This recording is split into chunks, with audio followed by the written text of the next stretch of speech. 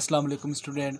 आज की वीडियो में हम इको फॉर द रूबानी के लेक्चर नंबर 1 से स्टार्ट करेंगे, जो पेपर के पॉइंट ऑफ व्यू से इंपॉर्टेंट है मिड टर्म के 2023 के। तो वीडियो स्टार्ट करने से पहले आपसे एक हम्बल रिक्वेस्ट है कि अगर आपने अभी तक राजा मुश्ताक ऑफिशियल चैनल को सब्सक्राइब नहीं किया, सब्सक्राइब कर दें, बेल आइकन का बटन प्रेस करें ताकि हर नई आने वाली वीडियो का लेसन बिलाखिर आपको ऑन टाइम मिल सके। चलिए वीडियो की तरफ मूव करते हैं। हम लेक्चर नंबर 1 से स्टार्ट कर रहे हैं मिड टर्म के, जो पेपर के पार्ट ऑफ व्यू से इंपॉर्टेंट है। तो ये आपने कर लिया तो इंशाल्लाह आपका 90% जो है कि एग्ज़ाम यहाँ से ही कवर हो जाएगा। जस्ट आपने कंसेप्ट क्लियर करने हैं। फर्स्ट हमारे पास है इकोनॉमिक्स क्या होती है। Economics is the study of production, distribution, consumption of good and services. Economics मतलब होता है हम इसके अंदर स्टडी करते हैं, उसके अंदर प्रोडक्शन करना, पैदावार की प्रोडक्शन करते हैं, फिर प्रोडक्शन की क्या करते हैं डिस्ट्रीब्यूशन करना, फिर वो जो गुड होती हैं उनकी कंजम्पशन करना, और फिर क्या करना और कस्टमर तक वो सर्विस को प्रोवाइड करना। ये क्या कराते हैं हमारे इकोनॉमिक्स में कहलाता है। अब हम देखते हैं कि इसकी टाइप्स क्या होती हैं इकोनॉमिक्स की। एक हमारे पास है माइक्रो इकोनॉमिक्स और एक है macro economics. Most important in दोनों के दरम्यान डिफरेंस आपने रिमेंबर रखना है। मैक्रो का मतलब होता है it is branch of economics that study the part of the economic. ये एक इकोनॉमिक्स की ब्रांच है जिसके अंदर इकानमी की के पार्ट की हम स्टडी करते हैं, सिर्फ उसकी क्या है पार्ट की स्टडी करते हैं, वो हमारे क्या कराते हैं माइक्रो इकोनॉमिक। जिसके अंदर हमारे पास आ सकती है एग्जांपल आपसे पूछ सकते हैं, डिमांड आ सकती है, supply, market, goods, services, employ. ये हम 1 बाय 1 इंशाल्लाह नेक्स्ट कवर करेंगे। तो ये आपको समझ आ गया। मैक्रो का मतलब है ये एक इकोनॉमिक्स की ब्रांच है जिसके अंदर हम इकानमी की कुछ पार्ट की जो स्टडी करते हैं। अब नेक्स्ट है कि माइक्रो इकोनॉमिक क्या होती है। It is the branch of economic that study the whole of the economy. ये इसके अंदर हम तमाम इकानमी के स्टडी करते हैं, और जस्ट जो है कि माइक्रो के अंदर हम क्या करते थे उसके अंदर कुछ पार्ट की जो इकानमी की स्टडी करते हैं।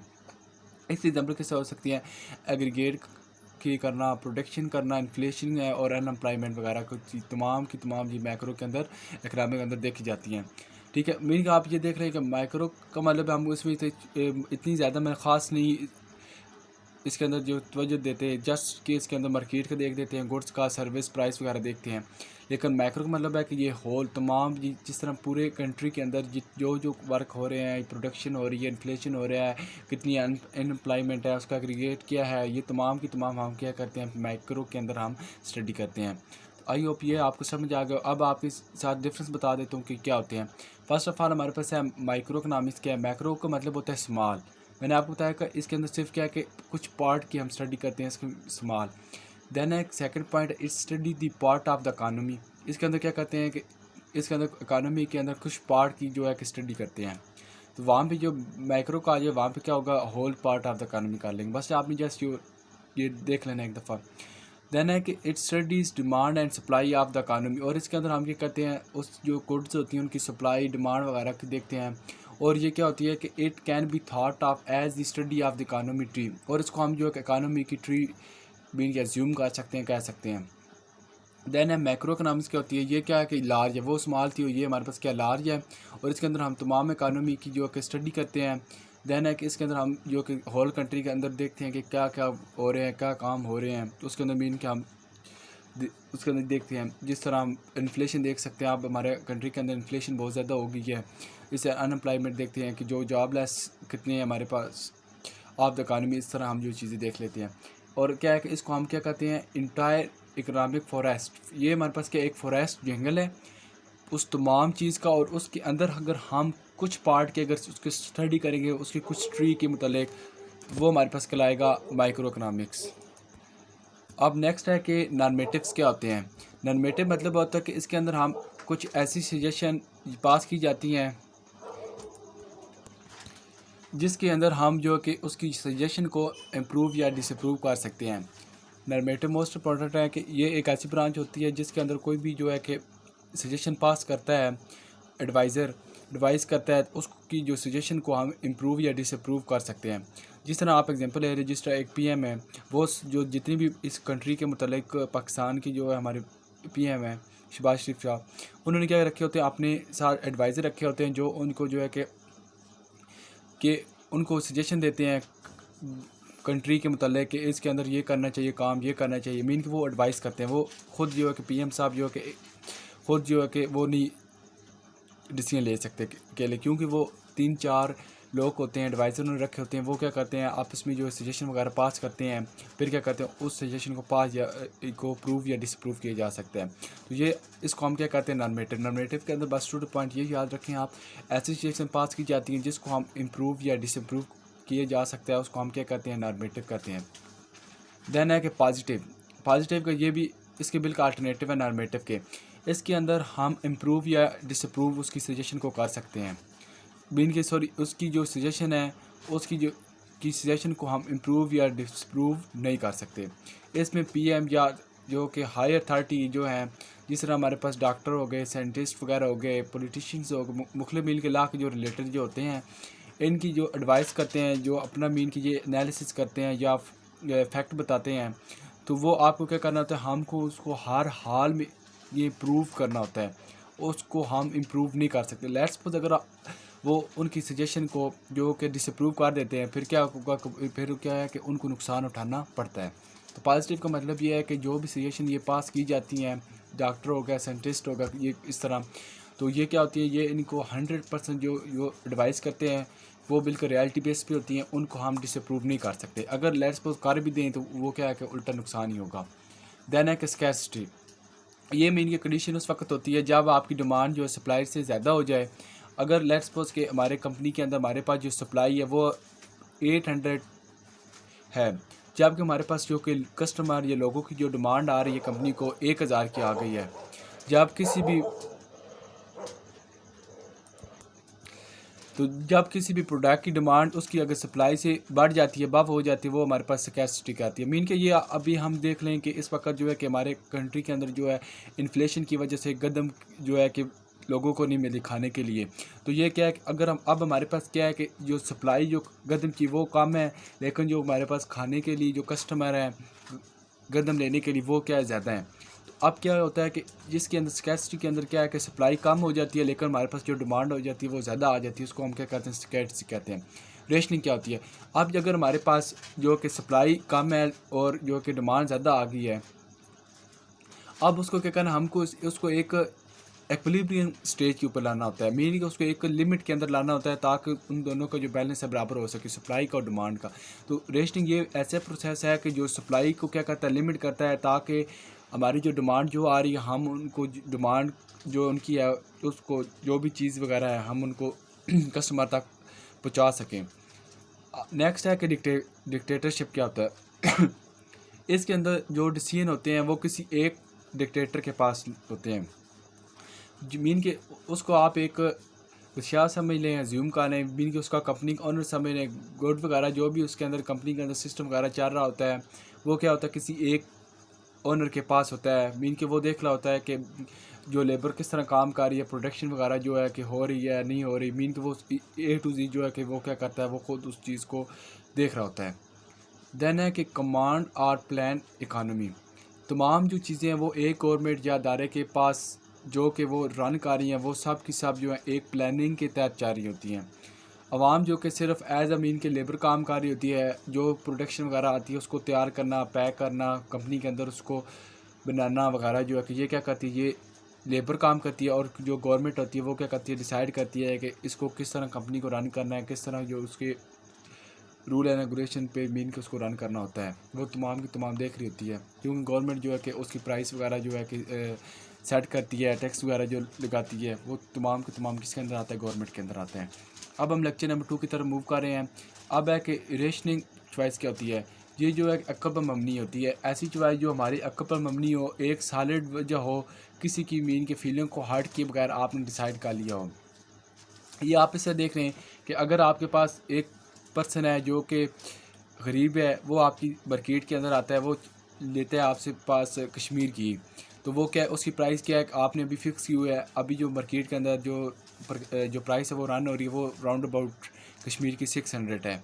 तो अभी वो जो गरीब आएगा आपने क्या करेंगे, उसको 600 का ही घी देंगे। ये नहीं है कि आप उसको कहेंगे कि आप 620 रुपीज़ दे, नहीं, आप क्या करेंगे उसको बिल्कुल फिक्स प्राइस के ऊपर देंगे। इस तरह एक जो है कि अमीर पर्सन आ जाता है, रिच, तो वो क्या करेगा, अगर वो भी आपसे वो डिमांड करता है कि आप मुझे कश्मीर की दे दें, तो आप क्या करेंगे उसको उसी प्राइस के ऊपर देंगे। ये नहीं है कि अगर आप गरीब जो है उसको आप थोड़ा सा उसकी प्राइस को इंक्रीज़ कर दें और जो कि अमीर है एक पर्सन उसके को उसी की प्राइस के ऊपर आप दे दें। ये नहीं करेंगे। आप क्या करेंगे, जो प्राइस फिक्स है आप उसी के ऊपर देंगे। दोनों की जो कि एक गरीब पर्सन है और एक अमीर पर्सन, दोनों की फीलिंग को हर्ट किए बगैर आप वो चीज़ देंगे, सेल करेंगे।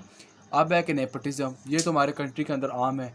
किस तरह आम है, मीन कि जब आपके पास कोई अहदा वगैरह होता है तो आप यही कोशिश करते हैं ना कि जो मेरे रिलेटिव्स हैं या मेरे जो फ्रेंड वगैरह हैं कि मैं उनको जॉब दूँ। जिस तरह एक और एग्जांपल आप ले लें कि जिस तरह एक मैनेजर है, वो मैनेजर जिस तरह बैंक का समझ लें या कोई भी मैनेजर है वो किसी कंपनी का, वो क्या करेगा, अगर सैलरी इंक्रीज़ करनी है वो उसको की सैलरी इंक्रीज़ करेगा जिसको वो पर्सन लाइक करता है। अगर मैनेजर जिसको लाइक नहीं करता, जो काम ही नहीं सही कर रहा होता, या वो जिस बंदे को वो डिसलाइक करता है, वो क्या करेगा, उसकी जो सैलरी है वो इंक्रीज़ ही नहीं करेगा। ये हमारे पास क्या कहलाता है, नेपोटिज्म कहलाता है। ये भी आपको समझ आ गया होगा। ये सो अब हमारे पास है बार्टर ट्रेड।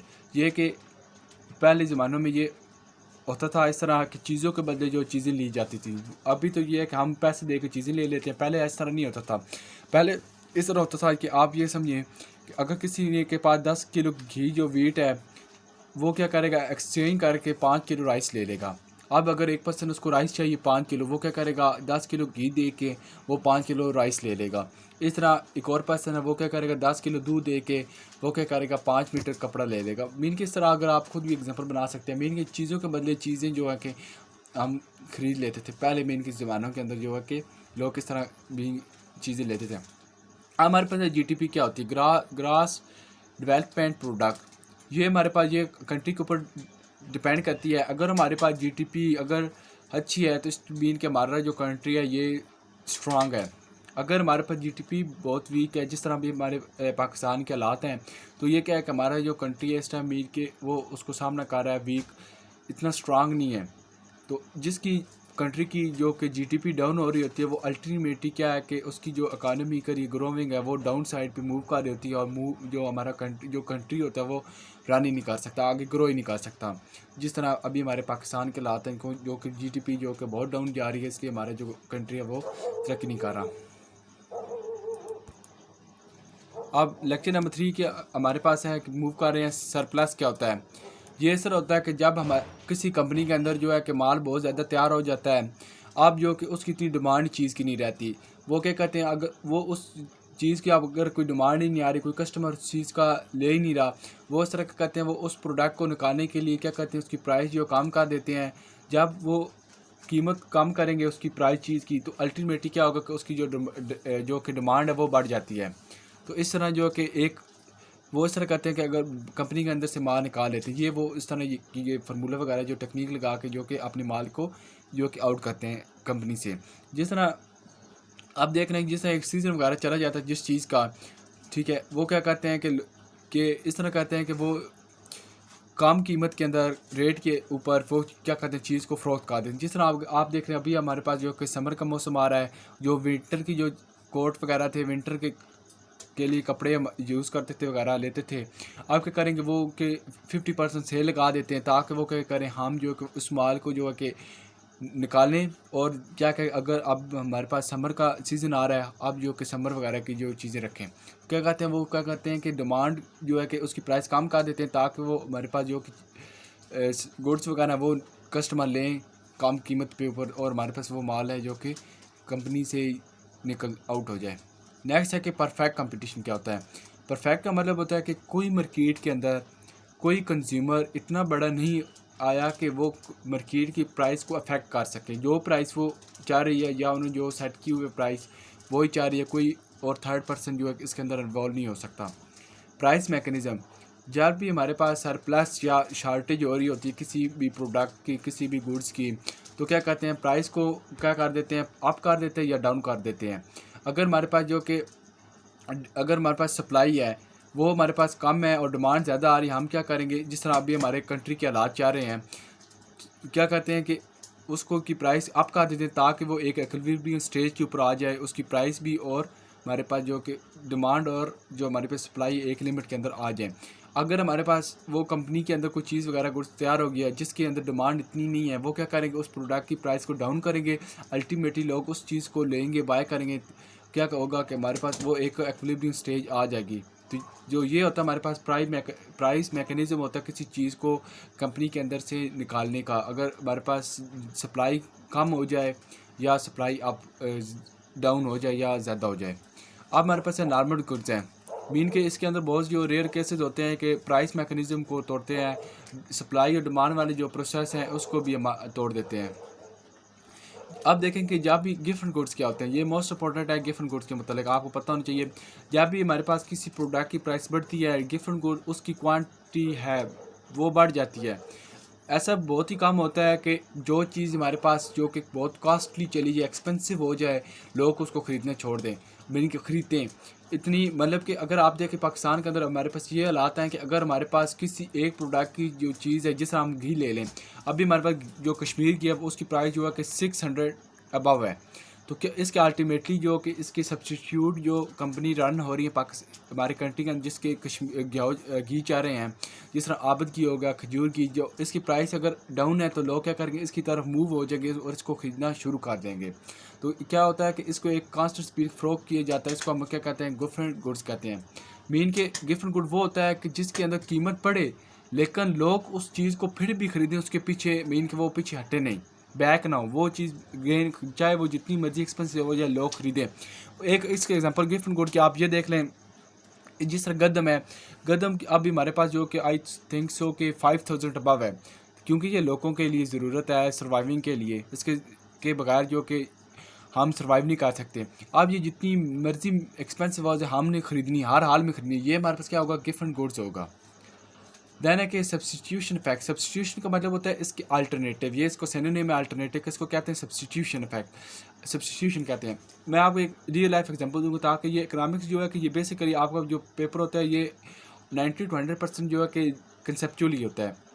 तो सब्स्टिट्यूशन का मतलब होता है कि अगर हमारे पास जिस तरह कोक की प्राइस इस टाइम राउंड अबाउट 170 रुपीज़ चल रही है, 170 रुपये, और अगर इसी के अल्टरनेटिव पेप्सी देख लें, पेप्सी जो है कि वो हमारे पास 150 की है, तो आप क्या करेंगे, लोग जो है कि कोक को छोड़कर अल्टीमेटली किसी की तरफ मूव करेंगे, उसकी सब्स्टिट्यूट जो कंपनी है पेप्सी की उसकी तरफ लेंगे, क्योंकि दोनों का जो जायका है वो तो होता है सेम ही है ना, दोनों एक समझ लें बोतल ही है। क्या होगा, जिसकी प्राइस कम होगी लोग उसी तरह मूव कर जाएंगे, तो वो क्या करेंगे, कोक की जगह वो पेप्सी पीना शुरू कर देंगे। अब हमारे पास है सप्लाई को हम पीछे जो प्रीवियस हम डिस्कस कर चुके हैं क्या होती है। देन हमारे पास है कि लेक्चर नंबर 4 है हाउ टू फाइंड इक्विलिब्रियम, किस तरह फाइंड करते हैं। तो ये हमारे पास दी हुई है प्राइस है, और ये हमारे पास डिमांड, और ये हमारे पास क्या है, सप्लाई है। तो आपने ये देख लेना है कि ये हमारे पास क्या होता है। तो ये देखें जो ये आ रहा है हमारे पास यहाँ से लेकर ये यहाँ तक, जो ये किसका है, डिमांड कर्व का है। अच्छा, आप देखें ये हमारे पास क्या है, प्राइस 25 है, और इसकी डिमांड और सप्लाई क्या हमारे पास ये 16, ये लाइन इससे मैच हो रही है, और ये हमारे पास सप्लाई कर्व ये या सीधी मूव हो रही है। आप ये देखें इन दोनों लाइन में के अंदर जो कि ये दोनों आपस की मिड पॉइंट आपस में अटैच हो रहा है, तो ये अगर आपस में अटैच हो रहा है तो ये क्या होगा, इक्विलिब्रियम पॉइंट होगा। इक्विलिब्रियम पॉइंट का मतलब होता है कि where supply and demand curve touch to each other at the same point, at this point is known as equilibrium point. Mean कि एट दिस पॉइंट जो ये पॉइंट है इसके ऊपर ये दोनों लाइनें आपस में आपस के अंदर जो है कि अटैच हो रही है, मिल रही हैं, तो ये हमारे पास क्या होगा, ये देखें ये आपस में अटैच हो रही हैं, तो ये हमारे पास क्या होगा, इक्विलिब्रियम का पॉइंट, क्योंकि ये दोनों एक ही पॉइंट के ऊपर मिल रही हैं, वो हमारे पास क्या कहलाता है, इक्विलिब्रियम पॉइंट कहलाता है। मोस्ट इंपॉर्टेंट है ये आपके कि हर एग्ज़ाम के अंदर आएगा इंशाल्लाह, इसी के एग्ज़ाम के अंदर भी आएगा, क्योंकि प्रीवियस जो मैंने एग्ज़ाम दिए थे इनके अंदर भी आएगा। ये तो हर साल मस्ट आता है, ये आपने देखना है ये किस तरह करना है। ये फार्मूला आपने याद करना है, जस्ट ये बिल्कुल कंसेप्चुअल है। क्यू डी को कहते हैं क्वांटिटी डिमांड को, और क्यू डी, और ये हमारे पास क्या आता है, रिलेशनशिप इसका माइनस के साथ होता है, और क्यू एस क्वांटिटी सप्लाई का जो है कि इसके अंदर प्लस आता है। ठीक है, आप देखें कि क्यू डी हमारे पास क्या 500 माइनस 6p, ये आपको क्वीन दी होगी, आपने खुद जज कर लेना है कि क्या ये जिसके अंदर माइनस आएगा वो हमारे पास क्वांटिटी डिमांड है, जिसके अंदर प्लस आएगा वो हमारे पास क्या है, क्वांटिटी सप्लाई है। Quantity demand is equal to quantity supply है। क्वांटिटी डिमांड की क्वीन हम यहाँ पे लिख ली है बराबर क्वांटिटी सप्लाई की, जो है कि ये हमने 1500 प्लस p कर दिया। आप क्या करेंगे कि 1500 यहाँ देखा और इसको इस साइड ले आएंगे, लेफ्ट हैंड साइड ले आएंगे, और जो ये है ये राइट हैंड साइड ले जाएंगे, क्योंकि पी जो आपस में सेम कर देंगे जो कांस्टेंट है। अब क्या कि इसको माइनस करेंगे तो ये हमारे क्या आ जाएगा 3500 आएगा और ये 7p आएगा। अब हमने p को फाइंड करना है, तो यहाँ से 7 जो मल्टीप्लाई हो रहा है यहाँ डिवाइड होगा, तो ये हमारे पास p की वैल्यू आ जाएगी। इस तरह नेक्स्ट एग्जांपल भी हमने इस तरह फाइंड करनी है। क्यू डी हमारे पास ये इन दोनों को p निकालेंगे, तो क्या करेंगे दोनों की साइड जो है कि पी को प्लस कर देंगे और जो कांस्टेंट होगा उनको आपस में करेंगे, तो ये हमारे पास आ जाएगी, इसकी वैल्यू आ जाएगी। नेक्स्ट हमारे पास है कि Q D is equal to 100 minus 10p या Q S is equal to 14 plus 2p। अब ये हमारे पास है Q D is equal Q S है। आप क्या करेंगे, जो कि ये क्यू डी की और ये क्यू एस की है, जो सेम है उनको इस तरफ ऐड कर लेंगे, 10p और उसको उस तरफ ले जाएंगे राइट हैंड साइड। आप क्या करें 20p प्लस 10p 30p और इन दोनों माइनस प्लस करेंगे, तो ये हमारा 16 आ जाएगा। और ये p फाइंड करेंगे, यहाँ पे मल्टीप्लाई, यहाँ पे जो है कि बटे में चला जाएगा, डिवाइड हो जाएगा, तो ये p बराबर हमारे पास 2 आ जाएगा। इस तरह बाकी एग्जांपल भी करनी है। नेक्स्ट हमारे पास प्राइस सीलिंग और प्राइस फ्लो, ये मोस्ट इंपॉर्टेंट, ये एग्जाम के अंदर आए, आप पूछ सकते हैं कि दोनों का डिफरेंस क्या है। तो प्राइस सीलिंग का मतलब है कि price ceiling is the maximum price limit that the government has to ensure that price do not rise above that limit.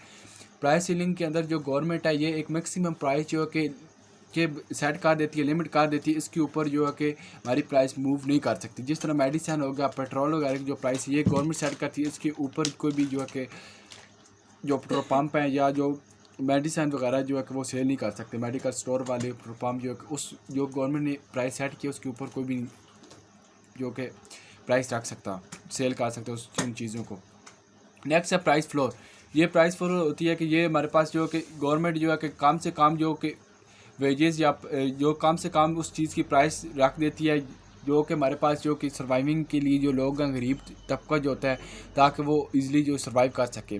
जिस तरह के हमारे पाकिस्तान के अंदर इन्फ्लेशन बहुत हो चुकी है, प्राइस फ्लोर की मतलब है कि गवर्नमेंट कम से कम जो है कि रख देती है, प्राइस सेट कर देती है, ताकि जो कि गरीब लोग भी वो इजीली जो कि इस इन्फ्लेशन के अंदर सर्वाइव कर सकें। तो क्या कहते हैं वो जो कि एक इस टाइम जो कि 13K प्लस जो है सैलरी जो 30,000 जो है कि कम से कम जो उन्होंने रख दिया है इस इन्फ्लेशन के अंदर, ताकि जो कि गरीब लोग भी हैं वो इजीली जो है कि सर्वाइव कर सकें। तो ये हमारे पास होती है प्राइस फ्लोर के कम से कम वेजेस रख सकें, इससे कम उसकी वेज नहीं हो सकती पर मंथ की।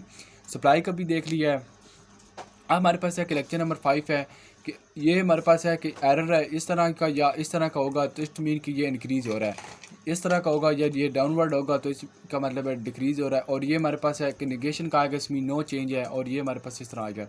आप देखें कि डी हमारे पास क्या है, ये इंक्रीज़ हो रहा है, और ये हमारे पास क्या है, चेंज नहीं हो रहा सप्लाई, और ये प्राइस और क्वांटिटी जो है कि ये दोनों क्या है, इंक्रीज़ हो रही हैं। आप क्या करेंगे, ये हमारे पास क्या है, एक लाइन ड्रा करेंगे इस तरह, और एक इस तरह कर देंगे, बिल्कुल इस तरह सेम पॉइंट के ऊपर। ये इक्विलिब्रियम का समझिए पॉइंट बन चुका है। आप क्या करेंगे, देखते हैं कि इसके अंदर क्या डिमांड जो है कि मूव कर रही है, तो हम क्या करेंगे, इसको इस तरफ मूव होंगे, तो ये हमारे पास क्या बनेगा, राइट शिफ्ट तरफ मूव होंगे, तो ऊपर की तरफ मूव होंगे, तो ये हमारे पास क्या बनेगा, डिमांड कर। तो दो लाइनें आपने मक्स एक ये इस तरह ड्रा कर लेनी है और एक इस तरह, बस ये आपने फर्स्ट ऑफ ऑल जो कि अगर आपसे पूछें इस तरह लाइन आपने ड्रा कर लेनी है, ये इस तरह ग्राफ। आप देखें कि जो डिमांड है वो सेम है, वो नहीं चेंज हो रही। सप्लाई है वो क्या हो रही है, इंक्रीज़ हो रही है, और जो प्राइस है वो डिक्रीज़ हो रही है, क्वांटिटी जो है कि इंक्रीज़ हो रही है। तो क्या है कि अगर हमारे पास जो कि इसकी जो सप्लाई है वो क्या है कि इंक्रीज़ हो रही है, तो क्या होगा कि इसका जो है कि ये नीचे की तरफ मूव करेगा सप्लाई का, तो ये हमारे पास होगा सप्लाई।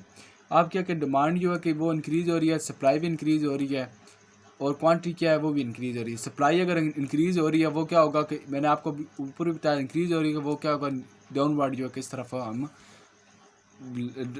राइट शिफ्ट की तरफ मूव करेंगे, डाउनवर्ड। आप क्या है कि डिमांड जो है कि डिक्रीज़ हो रही है ना, डिक्रीज़ का मतलब है कि हम ऊपर से नीचे की तरफ मूव करेंगे, या ये इस तरफ आएंगे नीचे की तरफ।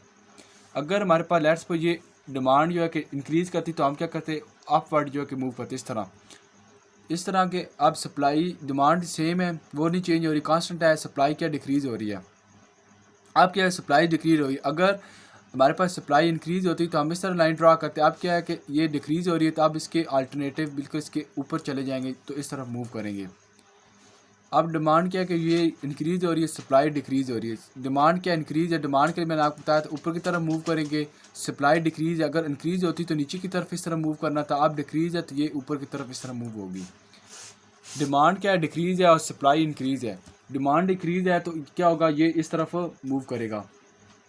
सप्लाई भी डिक्रीज है तो ये इस तरफ मूव होगी।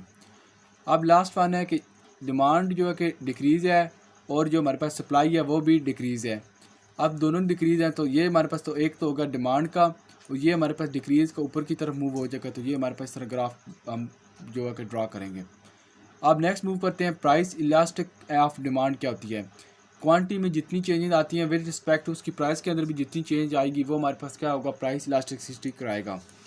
Price elasticity of supply, supply में अगर जितनी भी चेंज आ सकती है उसके रिस्पेक्ट परसेंटेज चेंज कितनी प्राइस के अंदर आती है वो हमारे पास क्या कराती है, प्राइस इलास्टिसिटी ऑफ सप्लाई।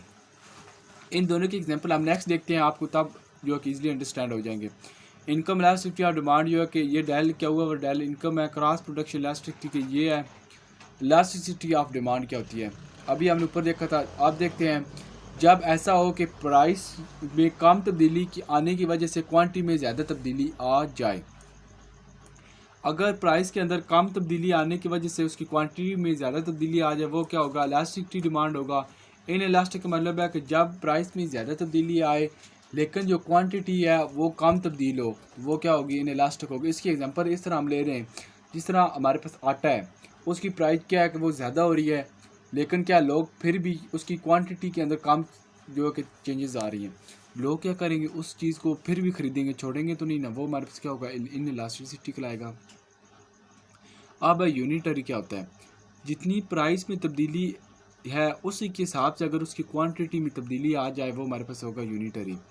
अगर हमारे पास 10 रुपये से प्राइस बढ़कर 20 रुपये हो गई है तो उस प्राइस को वो डबल हुई है, इस मीन कि वो हमारे पास क्या होगा, यूनिटरी। मैंने आपको बताया कि अगर जिसके लिहाज से प्राइस में तब्दीली आई है उसी लिहाज से उसकी क्वांटिटी में तब्दीली आई तो वो हमारे पास क्या होगा, वो यूनिटरी होगा। नेक्स्ट है हमारे पास परफेक्ट इलास्टिक डिमांड। तो ये क्या, यहाँ स्लोप की एक स्ट्रेट लाइन है, ये देखें हमारे पास ये एक स्ट्रेट लाइन हमने ड्रा की है। इसके अंदर सप्लाई कर्व चेंज हो जाए या कोई भी शिफ्ट आ जाए प्राइस इतनी ही रहती है, क्वांटिटी में तब्दीली आती रहती है। इसकी क्या है कि सप्लाई कर्व उतनी रहेगी लेकिन उसकी क्वांटिटी के अंदर क्या है वो तब्दीली आती ही रहेगी। परफेक्ट इनइलास्टिक, इनइलास्टिक का मतलब है कि जितनी मर्जी सप्लाई कर्व हमारे पास शिफ्ट आ जाए हमारी पास क्वांटिटी एक जैसी रहती है लेकिन जो प्राइस है वो वैरी करती रहती है। मीन कि इसके अंदर जो प्राइस वैरी करती है, कभी अप हो जाएगी कभी डाउन हो जाएगी, इस तरह जो है कि एक कांस्टेंट में नहीं रहेगी। तो अब ये देखें इन इलास्टिक डिमांड क्या और इन इलास्टिक, यहाँ पे मैंने एग्जांपल दी हुई है। इलास्टिक का मतलब है अगर हम आटे की मिसाल लें, ये तो हमारी रोज़मर्रा की ज़रूरियात है। अगर मैन्युफैक्चरिंग इसकी जितनी मर्ज़ी प्राइस मीन के वो इंक्रीज़ कर दें इसकी क्वांटिटी के अंदर कोई फ़र्क नहीं पड़ता क्योंकि ये घरेलू ज़रूरियात हैं, लोग फिर भी इसको लेंगे चाहे जितनी मर्ज़ी उसकी प्राइस जो है कि अबव कर दें, राइज़ कर दें, लोग उसको लेने से नहीं पीछे हटेंगे। इलास्टिक का क्या मतलब होता है, वो तो इन इलास्टिक, इलास्टिक का मतलब है कि अगर हम एक फ्रूट की मिसाल लें, अगर हम सेब की कीमत में तब्दीली करते हैं तो मिडिल क्लास लोग उसको इतना परचेज़ नहीं करते। अगर सेब की कीमत जो कि अप चली जाती है तो मिडिल क्लास जो लोग होते हैं वो उस चीज़ को इतना परचेज़ ही नहीं करेंगे क्योंकि उसकी क्वांटिटी में बहुत ज़्यादा तब्दीली आई है, इसकी प्राइस तो क्या इसकी जो कि परचेज़ बहुत कम हो जाएगी। इलास्टिक मतलब है कि जिस तरह फ्रूट वगैरह है उसके अंदर अभी रमज़ान चाह रहे हैं, रमज़ान के अंदर क्या है कि फ्रूट जो है कि बहुत ज़्यादा जो है कि एक्सपेंसिव हो गए हैं, जो गरीब जो लोग हैं वो उनकी जो कि पहुंच से बहुत दूर है।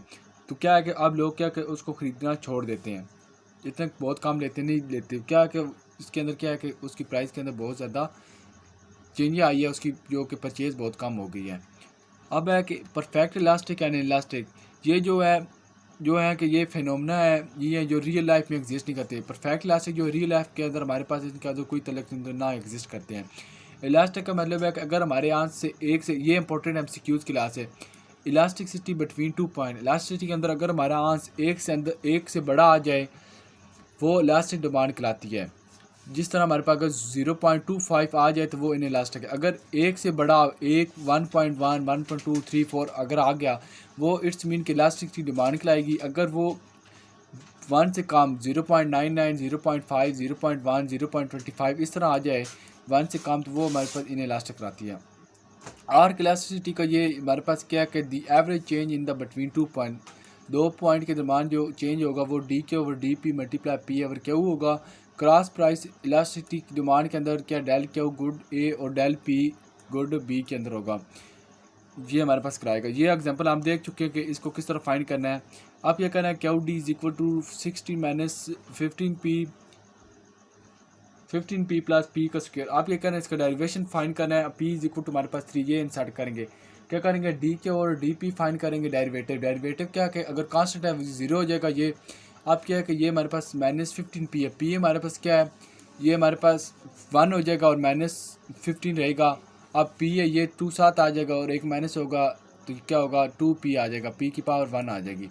आप अगर ये p आ गया, इसके अंदर क्या p इज इक्वल टू 3 है और 3 इसके अंदर इंसर्ट करेंगे तो ये हमारे पास क्या आएगा 24 आंसर आ जाएगा। आप क्या है यूनिट इलास्टिसिटी डिमांड, जितनी प्राइस बढ़ती है उतनी क्वांटिटी भी बढ़ रही हो तो उस चीज़ वो हमारे पास क्या होगा यूनिट इलास्टिसिटी कराएगा। ऐसी ज़िंदगी जिसके बगैर इंसानी ज़िंदगी मुश्किल ना हो, जिसके बगैर इंसान जो है सर्वाइव कर सकता है, उनके सब्स्टिट्यूट हमारे पास अगर मौजूद है तो वो हमारे पास क्या होगा यूनिट इलास्टिसिटी। मैंने कोई सब्स्टिट्यूट इस तरह मौजूद हो, मैंने आपको बताया कि अगर हमारे पास कोक की बोतल अगर 180 170 के अभी जो है कि है उसकी प्राइस, जो हम क्या करेंगे, जो गरीब जो लोग होते हैं वो क्या करेंगे, उसको लेने के बजाय उसके सब्स्टिट्यूट की तरफ वो मूव हो जाएंगे। वो क्या करेंगे, पेप्सी ले लेंगे जो 140 150 की जो कि है उसकी प्राइस। क्या करेंगे लोग, उसके अल्टरनेटिव जो कि चीज़ को फाइंड करेंगे, लेंगे। इन इलास्टिसिटी आपको मैंने प्रीवियसली बताया, अभी बता देता हूँ। ऐसी गुड जो कि इंसानी ज़िंदगी के लिए बहुत ही अहम हो, जिसके बगैर रहना मुश्किल ही हो। जिस तरह मैंने आपको आटा का बताया है, इस टाइम जो पाकिस्तान की इन्फ्लेशन है, गंदम के लिए लोग जो है कि आटा मेरी नहीं रहा, ठीक है, तो क्या है कि क्योंकि इंसान की ज़िंदगी बहुत मुश्किल है आटे के बगैर, तो ये हमारे पास जो उसकी जितनी मर्जी प्राइस इंक्रीज़ हो लेकिन फिर भी जो कि हम लेंगे क्योंकि हम उसके बगैर सर्वाइव नहीं कर सकते, वो इन्हें इलास्टिक कराती है।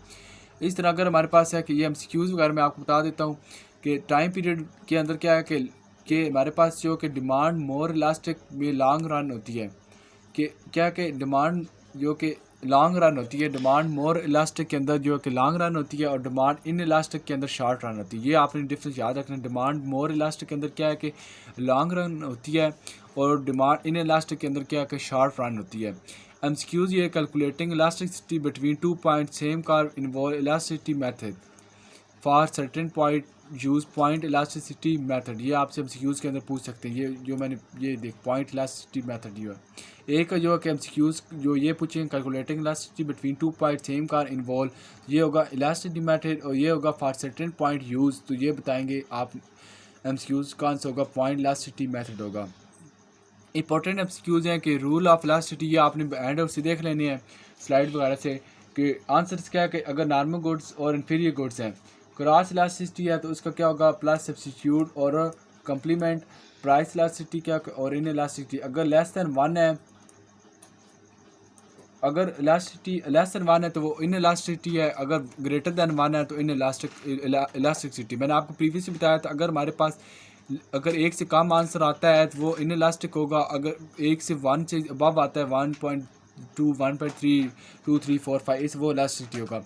रेशनिंग चॉइस है कि आप वो चीज़ जो सोच समझ कर चीज़ लेते हैं। अगर आपकी जो कि आमदनी है वो आप उसको देख कर कुछ चीज़ खरीदेंगे, आपकी जो आमदनी आप उस आमदनी को मद्देनज़र रख कर वो चीज़ खरीदेंगे और उस चीज़ वो उसके अंदर एक लिमिट के अंदर रहेंगे। अगर आपकी जो कि 30,000 आपकी जो है सैलरी है तो आप क्या करेंगे, आप कम से कम जो कि बजट सेट करेंगे वो चीज़ें खरीदेंगे ताकि आप ये चाहेंगे कि मैं 30,000 में से राउंड अबाउट 5 के 10 के मीन के 10,000 या 5,000 रुपीज़ में बचा लूँ, क्योंकि इंसान किसी और भी ज़रूरियात के अंदर जो कि ज़िंदगी के अंदर इस्तेमाल आ सकता है कि इलाज मुआवजे के लिए, ठीक है, और हमारे पास जो कि और भी मुश्किलात वगैरह जो आ सकती है इंसान के ऊपर ज़रूरत आ सकता है, कोई भी इंसान के ऊपर जो है कि आ सकती, ताकि हम जो कि इसके अंदर वो चीज़ें खरीदते हैं अपनी सैलरी को मद्देनज़र रखकर, ताकि हमारे पास कुछ ना कुछ जो कि बजट हमारे पास रहे, ताकि कोई मुश्किलात आती हैं या कोई और ज़रूरियात इंसान के ऊपर आ सकती इलाज मुआवजे के लिए भी, तो वो हमारे पास जो है कि इतनी मीन के वो पॉकेट्स में नहीं होनी चाहिए ताकि हम इजीली जो है कि इलाज मुआवजा खिला सकें और चीज़ें ख़रीद सकें ये इंसान के ऊपर। तो ये हमारे पास कहते हैं रेशनल चॉइस कहते हैं। अब एक रेशनल चॉइस कहते हैं। अब एक रेशनल चॉइस क्या होती है, आप वो चीज़ मैंने आप वो आप जो सोच समझ की चीज़ें लेते हैं ताकि आप अपनी आमदनी को एक साइड पे रखते हैं और चीज़ें खरीदते हैं, और उसी आमदनी के अंदर कुछ आप मीन के वो पैसे को बचा रहे हैं ताकि आप किसी और जगह इस्तेमाल कर सकें। इरेशनल क्या होता है कि आप इरेशनली मतलब कि आप वो चीज़ बगैर सोचे समझे जो कि चीज़ ले लेते हैं।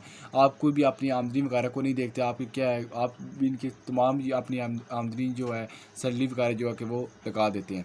इग्नोरेंस का मतलब है कि आपको चीज़ पता हो कि आपके पास इतना पैसा मौजूद है, किसी की अगर आपकी जो कि सैलरी मैंने आपको बताई 30,000 है, उसको पता है कि उसकी इनकम जो है कि कम है, लेकिन वो इनकम को अपनी आमदनी को इग्नोर किए बगैर अपनी ज़रूरियात ज़िंदगी की ऐश इशरत करे।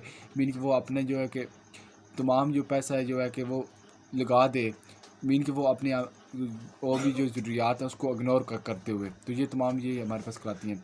अब है कि marginal utility analysis exact value के और ऑर्डिनरी क्या होती हैं। अगर पॉसिबिलिटी हो कि ये चीज़ हो सकती है, मतलब कि वो नॉट एग्जिस्ट वैल्यू कराएगी। ऑर्डिनल में नॉट एग्जैक्ट वैल्यू वो कराएगी जो कि पॉसिबिलिटी हो कि ये चीज़ हो सकती है।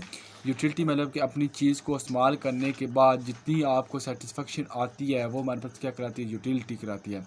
आपने एक चीज़ इस्तेमाल की, अगर आपको वो चीज़ उसको सेटिस्फेक्शन हुई, यहाँ ये चीज़ अच्छी है, वो आपकी क्या कराएगी, यूटिलिटी कराएगी।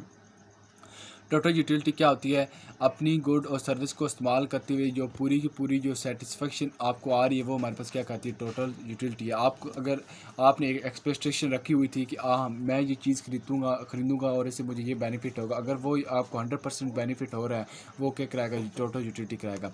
मार्जिनल यूटिलिटी क्या होता है कि जैसे जैसे आप चीज़ जो कि खा रहे हैं वो आप क्या, अगर आप को बहुत ज़्यादा भूख है, आस्ता आस्ता आप खाना खा रहे हैं, इस तरह क्या होगा, आपकी जो भूख है वो आस्ता आस्ता क्या हो रही है, कम हो रही है। अगर आपको बहुत ज़्यादा त्रे लगी हुई है, प्यास लगी हुई है, आपके कहेंगे पहले 1 गिलास पियेंगे, 2 पियेंगे, 3 गिलास पियेंगे और चौथे गिलास के अंदर क्या होगा, आपकी प्यास ही ख़त्म हो जाएगी। आपके अंदर इतनी जो कि कैपेबिलिटी नहीं होगी कि आप और एक और गिलास पानी पी सकें। अब कंज्यूमर प्लस है। हम जो मार्केट में कोई कपड़ा वगैरह लेने जाते हैं तो अगर वो हमारे पास जो है कि दुकानदार कहता है कि हाँ ये 3,000 का है, तो हमारे पास क्या होती है, हमारी बिलिंग जो होती है वो कुछ और होती है, एक्चुअली हम कुछ और पे करते हैं। हमारी जो बिलिंग ये होती है कि हम जो है कि फ़र्स्ट ऑफ ऑल हम उसको दुकानदार कहते हैं कि नहीं हम जो है आपसे जो कि ये 2500 करेंगे, 2500 का लेंगे, लेकिन हमारे अंदर जो बिलिंग होती है कि हाँ नहीं ये हम जो है कि 2300 करें, मीन के 2300 का लें। क्या होता है कि हमारी जो चीज़ है बिलिंग और होती है और पे करने के हमारे पास पे करने के लिए हमारे पास जो है कि वो कुछ और होती है। तो ये हमारे पास ये इस तरह हम जो कि हमारे पास कराती है कंज्यूमर प्लस होती है। कोई चीज़ हमने बाज़ार से लेनी है तो वो अगर हमारे पास बताता है ये इतनी की चीज़ है, हम कहेंगे नहीं आप इतनी बारगेनिंग करेंगे, ये इतनी की दें, और हम जो कि कुछ और पे करेंगे, तो ये हमारे पास क्या कराएगी, कंज्यूमर प्लस कराएगी।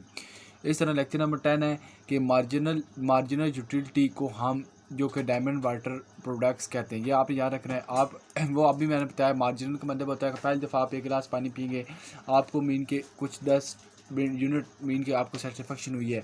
दूसरा गिलास पिएंगे आपको 5 जो कि यूनिट जो कि सेटिस्फेक्शन हुई है। तीसरा गिलास पिएंगे आपको फुली सेटिस्फेक्शन हुई है। अब आप तीसरा गिलास चौथा गिलास पीने चाहते हैं तो आपके अंदर इतनी कैपेबिलिटी हिम्मत नहीं है कि वो आप पी सकें। अनसर्टेनिटी मतलब कि जो मास्क वगैरह, अगर आप कोरोना के अंदर जो कोविड वगैरह आया था, आप उसमें देख लें कि जो मास्क थे पहले तो वगैरह हॉस्पिटल वगैरह में डॉक्टर वगैरह यूज़ करते थे, तो आम जो कि पब्लिक वगैरह नहीं इस्तेमाल करती थी। उसकी जो प्राइस भी 10 रुपीज़ थी या इस तरह राउंड अबाउट। आप देख लें कि जो मास्क है वो बहुत कम इस्तेमाल होते थे, लेकिन अनसर्टेनिटी की वजह से चेंजिंग आई, कोरोना की वजह से जो लोग हैं मास्क की तरफ बढ़े, वो क्या होगा, अनसर्टेनिटी हो गई, अनसर्टेनिटी। अब है कि रिस्क अवर्ड्स, वो लोग जो रिस्क लेते ही नहीं, वो हमारे पास क्या कहते हैं, रिस्क अवर्ड्स, रिस्क लविंग। वो लोग जो कि रिस्क लेना पसंद करते हैं वो बिल्कुल रिस्क लेते हैं। अगर 90% चांस हो कि ये चीज़ इस चीज़ में हम फेल होंगे, या 10% चांस हो कि हम कामयाब होंगे, फिर भी वो रिस्क लेंगे। रिस्क न्यूट्रल, वो 50-50 को देखते हैं, जैसे कि हमारे पास हेड और टेल आता है, 50-50 का होता है कि एक दफ़ा फेंकेंगे हेड या टेल आ सकते, तो ये होते हैं। और रेशियो है कि अगर हमारे पास 50% चांस हो कि वो चीज़ आएगी, या 50% चांस हो कि वो चीज़ नहीं आएगी, तो फिर हम कह सकते हैं कि it's equal to 1, greater than 1। Profit chance भी बहुत ज़्यादा है और नुकसान भी इसके अंदर बहुत, प्रॉफिट रेट बहुत ज़्यादा है और इसके अंदर जो कि नुकसान बहुत कम है। अगर हमारे पास प्रॉफिट रेट के चांस कम होंगे तो नुकसान हमारे पास से ज़्यादा है और लेस दैन 1 होगा। रिस्क हाइजिंग ये आपके पास नहीं आएगा, लेकिन मैं आपको बता देता हूँ कि बड़े नुकसान से बचने के लिए हम छोटे छोटे नुकसान बर्दाश्त कर देते हैं। जिस तरह के आप देख रहे हैं कि इंश्योरेंस की जो लोग करवा लेते हैं कार वगैरह की, वो क्या करते हैं कि वो बड़े जो कि हादसा से बचने के लिए वो क्या करते हैं कि इंश्योरेंस करवा लेते हैं, ताकि हमारे पास कोई गाड़ी चोरी हो गई, एक्सीडेंट हो गया या कुछ भी हो गया तो वो इंश्योरेंस वाले पे करेंगे। अब एक इंडिफरेंस क्या होता है कि इसका मतलब होता है कि कोई डिफरेंस ना आए। इंडिफरेंस का मतलब है उसके अंदर कोई डिफरेंस ना आए। अगर लेट्स सपोज अगर आप एक कोक की बोतल पी रहे हैं, वो अगर 160 रुपये की और पेप्सी की 150 रुपये है, मीन के इसके अंदर इतना डिफरेंस नहीं है, लोग फिर भी ले रहे हैं। मीन के उस चीज़ के अंदर इतना ज़्यादा डिफरेंस ना हो, हमारे पास क्या कराती है इंडिफरेंस। अब क्या है कि प्रॉफिट कंप्लीमेंट पर एक चीज़ के साथ दूसरी चीज़ लेते हैं, उसके बगैर हमारा काम नहीं चल सकता। जिस तरह हमारे पास के परफेक्ट कंप्लीमेंट का मतलब होता है अगर हम एक चीज़ लें साथ दूसरी चीज़ भी लेनी होती है। जिस तरह आप देख लें कि हम शूज़ वगैरह लेते हैं, वो हम क्या करते हैं जो कि दो लेते हैं उसके, ठीक है, वो एक शूज़ से हमारे पास काम ही चलता है, हम उसके साथ क्या करते हैं पेयर ऑफ शूज़ लेते हैं, उसके बगैर हम जो कि शूज़ पहन नहीं सकते, चल ही नहीं सकते, क्योंकि दो चीज़ें लेना है वो हमारे पास क्या है कंपल्सरी है। ये हमारे पास क्या कराती है परफेक्ट कंप्लीमेंट कराती है। मीन के वो क्या कि right and left right hand के राइट जो कि टांग के लिए लेफ्ट टांग के लिए दोनों के लिए हमने शूज़ लेने हैं, कट लेने हैं, तो ये हमारे पास क्या होगा परफेक्ट कंप्लीमेंट होगा। जिसके एक से बजट सेट का मतलब होता है कि हम एक सेट करते हैं कि हमारे पास इनकम कितनी है और इसमें हमने कौन कौन से नंबर ऑफ़ जो गुड्स हैं या पेयर ऑफ गुड्स हैं ख़रीदनी है, उनकी जो कीमत है जो मेरी सैलरी से बढ़ ही ना जाए, हमारी सैलरी से कम हो, इक्वल हो। मैंने आपको अभी बताया कि हम एक बजट सेट कर लेते हैं। अगर मेरी 30,000 सैलरी है तो मैं एक मीन की प्लान करूँगा, बजट सेट कर लूँगा, हाँ मैंने 25 जो है कि चीज़ें ले लेनी है और जो 5,000 को मैंने कंज्यूम कर लेना था, क्योंकि इलाज मुआवजे के लिए और जो कि ज़रूरियात जो होती है इंसान की उसके अंदर हम के लिए इस्तेमाल हो सके या मुश्किल टाइम के अंदर इस्तेमाल कर सकूँ। बजट लाइन का मतलब है कि मैंने मेरी जितनी सैलरी है 20,000 या आप समझ लें अगर मैंने 20,000 रुपीज़ मैं शहर लेके गया हूँ, वहाँ पे 20,000 ही जो कि मैं लगा के आ गूँ, खर्च करके आ गूँ, तो ये हमारे पास क्या होगा बजट लाइन और ये आपने कहीं देख लेनी है जो कि पेपर पॉइंट ऑफ व्यू से इंपॉर्टेंट है, जो आपसे पूछ सकते हैं। For watching.